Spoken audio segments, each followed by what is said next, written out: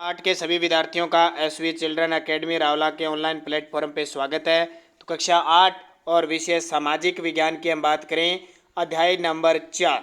तो इससे पहले तीसरा अध्याय हमारा पूरा हो चुका है। तीसरे अध्याय के प्रश्न उत्तर अभी करने वाले हैं, तो हम अगला जो वीडियो आएगा उसमें प्रश्न उत्तर करेंगे। आज हम बात करते हैं आदिवासी दिक्कू और एक स्वर्ण युग की कल्पना।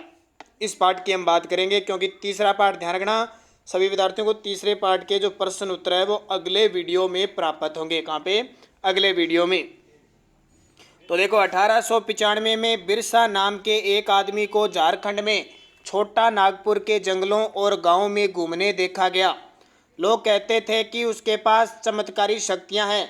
वह सारी चमत्कारियां, जो सारी बीमारियां हैं वो दूर कर सकता है और अनाज की छोटी सी ढेरी को कई गुना बढ़ा देता है। बिरसा ने खुद यह ऐलान कर दिया कि उसे भगवान ने लोगों की रक्षा और उनको दिक्कुआओं यानी बाहरी लोगों की गुलामी से आज़ाद कराने के लिए भेजा है। कुछ समय के भीतर हजारों लोग बिरसा के पीछे चलने लगे। वे उसे भगवान मानते थे। किसको? बिरसा। उन्हें यकीन था कि वह उनकी समस्या दूर करने आया है। बिरसा का जन्म एक मुंडा परिवार में हुआ। तो इसका नाम क्या हो गया? बिरसा मुंडा। मुंडा एक जनजातीय समूह है जो छोटा नागपुर में रहता है। छोटा नागपुर ये झारखंड है ना आपका, इसके आसपास है। बिरसा के समर्थकों ने इलाके एक दूसरे आदिवासी, संथाल और उराव भी शामिल थे। ये सभी अपने आसपास आ रहे बदलावों और अंग्रेज शासन के कारण पैदा हो रही समस्याओं से बेचैन थे। उनकी परिचित जीवन पद्धति नष्ट होती दिखाई दे रही थी, आजीविका खतरे में थी और धर्म छिन्न भिन्न हो रहा था। यहाँ देख सकते हो आप चित्र। उड़ीसा के डोगरिया कंद कबीले की महिलाएं बाजार जाते हुए नदी से गुजर रही है। आपने तो अब तक नदी देखी नहीं होगी। ये देखो, नदियों में रोज लोग इधर उधर पार करते हैं। नदियाँ ही नदियाँ हैं दूसरे उस पूर्व साइड में। अब देखिए, बिरसा किन समस्याओं का हल करना चाहता था जिन्हें दिक्कू कहा जा रहा था। वे बाहरी लोग कौन थे? इन्होंने इलाके के लोगों को गुलाम कैसे बना लिया था? अंग्रेजों के राज में आदिवासियों के साथ क्या हो रहा था? आदिवासियों का जीवन इस तरह बदल रहा था। इस अध्याय में हम ऐसे ही कुछ सवालों पर विचार करेंगे।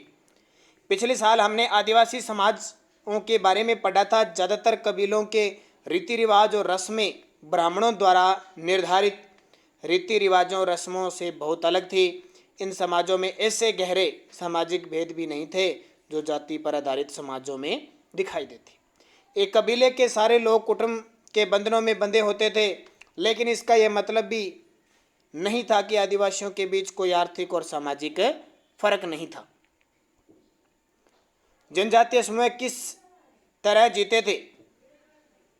19वीं सदी तक देश के विभिन्न भागों में आदिवासी तरह तरह की गतिविधियों में सक्रिय थे। कुछ झूम खेती करते थे। झूम होता है बदल बदल कर खेती करना। इनमें से कुछ समुदाय झूम खेती करते थे। झूम खेती गुमंतु खेती को कहा जाता है। घूम फिर के खेती करते थे। इस तरह की खेती अधिकांशतः जंगलों में छोटे छोटे भूखंडों पर की जाती थी। यानी भूखंड, छोटे छोटे जमीन के टुकड़े बांट बांट के खेती की जाती थी। ये लोग जमीन तक धूप लाने के लिए पेड़ों के ऊपरी हिस्से काट देते थे, क्योंकि आपको पता है बहुत सारे पेड़ हुआ करते, क्योंकि जंगल में पेड़ होते हैं तो सूर्य की किरण नीचे तक नहीं पड़ती थी और फसल उगती नहीं थी। तो ऊपर वाले जो पेड़ होते हैं ना, ऊपर टहनिया, वो काट देते थे। कहीं कहीं तो पूरे पेड़ ही काट देते थे। जमीन पर उगी घास फूस जलाकर साफ कर देते थे। इसके बाद वे घास फूस के जलने पर पैदा हुई जो राख होती है ना, खाली जमीन पर छिड़क देते थे। इस राख में पोटास होती थी, जिससे मिट्टी, जो मिट्टी है वो उपजाऊ होती थी। वे कुल्हाड़ों से पेड़ को काटते थे और कुदालों से जमीन की ऊपरी सतह को खुरच देते थे। यानी पहले खुदाली और कसिया वगैरह होता था ना, उससे खेती करते थे। ध्यान रखना। वे खेतों को जोतते, बीज रोपने की बजाय उन्हें बस खेतों में बिखेर देते। एक बार फसल तैयार हो जाती तो उसे काट कर वे दूसरी जगह के लिए चल पड़ते। जहां उन्होंने अभी फसल काटी थी वह जगह कई सालों तक परती पड़ी रहती थी। यानी परती का मतलब खाली छोड़ देते थे, फिर वो दोबारा उसी प्रकार की उपजाऊ हो जाती थी। परती देखो, कुछ समय के लिए बिना खेती छोड़ दी जाने वाली जमीन, ताकि उसकी मिट्टी दोबारा उपजाऊ हो सके। साल एक पेड़ होता है, महुआ एक फूल जिसे खाया जाता है और शराब बनाने के लिए इस्तेमाल किया जाता है। ठीक है, महुए का वृक्ष, जो जनजाति लोग हैं इससे शराब निकालते हैं। सुगंधित शराब होती है, फिर उसे पीते हैं और वो ताकतवर होती है, कुछ नशीली भी होती हैं। जो आजकल जो शराब चलती है वैसी शराब नहीं होती, ध्यान रखना। कुमंतु किसान मुख्य रूप से पूर्वोत्तर और मध्य भारत की पर्वतीय व जंगलीय पट्टियों में रहते थे। इन आदिवासी समुदायों की जिंदगी जंगलों में बेरोक टोक आवाजाही और फसल उगाने के लिए जमीन और जंगलों के इस्तेमाल पर आधारित थे। वे केवल इसी तरह से घुमंतू खेती कर सकते थे। कुछ शिकारी और संग्राहक भी थे, यानी कुछ शिकार करने वाले थे और भोजन इकट्ठा करने वाले भी थे। बहुत सारे इलाकों में आदिवासी समूह पशुओं का शिकार करके और वन्य उत्पादों को इकट्ठा करके अपना काम चलाते थे। वे जंगलों में अपनी जिंदगी के लिए बहुत जरूरी मानते थे। उड़ीसा के जंगलों में रहने वाला खोंड समुदाय इसी तरह एक समुदाय था। इस समुदाय के लोग टोलियां बनाकर शिकार पर निकले, यानी समूह इकट्ठे।